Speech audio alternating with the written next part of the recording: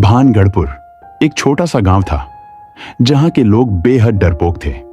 कहा जाता है कि कुछ साल पहले अमावस्या की रात गांव में एक भयानक घटना घटी थी। तभी से हर अमावस्या की रात अगर कोई बाहर निकलता तो उसकी लाश पीपल के पेड़ के नीचे पाई जाती थी। उसी गांव में मोहन नाम का एक आदमी चाय की टपरी चलाता था।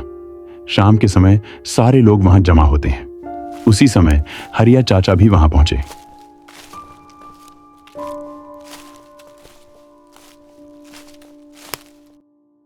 अरे मोहन, एक चाय देना। हाँ चाचा, अभी लाया। तभी भोलू बोला, क्या दादाजी, आज बहुत देर कर दी आने में? क्या बताऊं बेटा, तबीयत भी ठीक नहीं लग रही थी और घर में कोई देखने वाला भी नहीं है। तो कुछ दिनों के लिए अपने पोते श्याम को बुला लेते। हाँ, बुलाया हूँ। आ रहा है कुछ दिनों की छुट्टी लेकर, लेकिन एक डर भी सता रहा है। कैसा डर?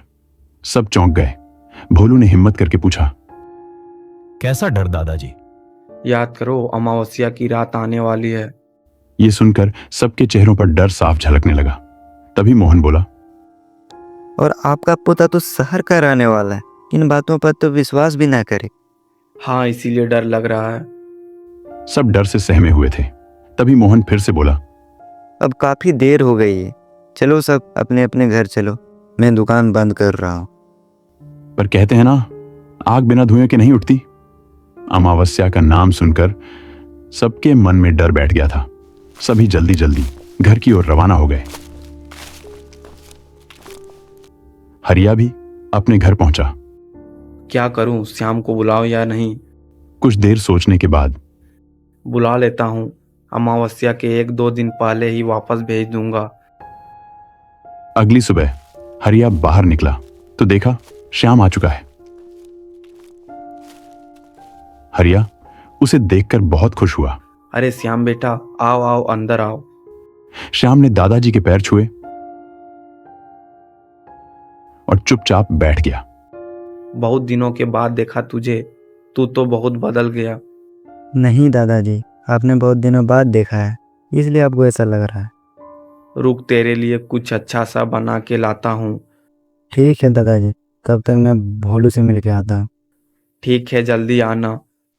श्याम थोड़ी दूर गया तो देखा भोलू पीपल के पेड़ के नीचे उदास बैठा है। अरे भोलू, तू यहाँ उदास क्यों बैठा है? अरे श्याम, तुम? हाँ यार, लेकिन तुम मुझे देखकर खुश क्यों नहीं हो? खुश तो हुआ भाई, लेकिन एक बात का डर सता रहा है। कैसा डर? तू शहर में रहता है, तू नहीं समझ पाएगा। अरे तू बता के तो देख, मैं समझ जाऊंगा। अमावस्या की रात फिर से आने वाली है।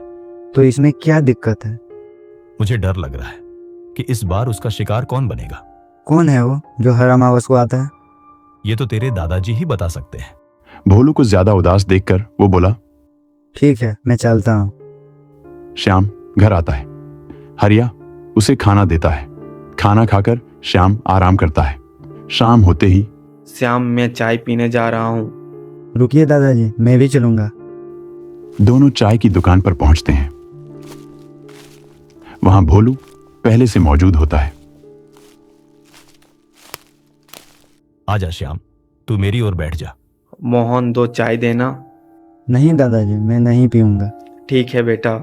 दादाजी, उस रहस्य का कोई अंत नहीं है क्या? उस रहस्य का अंत तो कैसा रहस्य? बेटा तुम नहीं समझ पाओगे। चलो घर चलकर बताऊंगा। चाय पीने के बाद सभी अपने अपने घर चले जाते हैं। अगली सुबह हरिया की तबीयत और बिगड़ जाती है। बेटा, तुम घर चले जाओ, क्योंकि कल अमावस्या की रात है। नहीं दादाजी, मैं आपको इस हालत में छोड़कर नहीं जाऊंगा। आखिरकार अमावस्या की रात आ ही जाती है। हरिया की हालत और बिगड़ती जाती है। दादाजी, आपकी हालत बहुत खराब है, चलिए डॉक्टर के पास चलते हैं। नहीं बेटा, कल चलेंगे। आज अमावस्या की रात है, आज नहीं। कुछ नहीं होगा, मैं डॉक्टर को बुला लाता हूँ। नहीं बेटा, मत जा। हरिया के बार बार मना करने के बावजूद श्याम निकल पड़ता है। लेकिन कुछ दूर जाते ही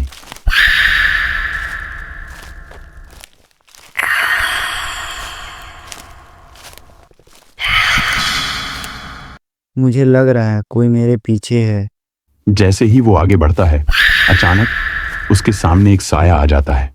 उसका सिर उसके हाथ में होता है और उसका शरीर नीला और डरावना था। देखो, मैंने तुम्हारा क्या बिगाड़ा है? कृपया मुझे जाने दो। तू शायद इस गांव में नया है।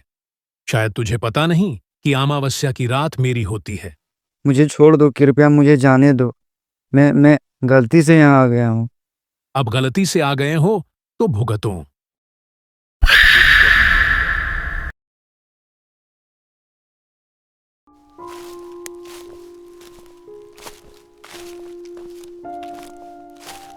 भाई तुमने सुना, आज फिर एक पेड़ के पास लाश मिला।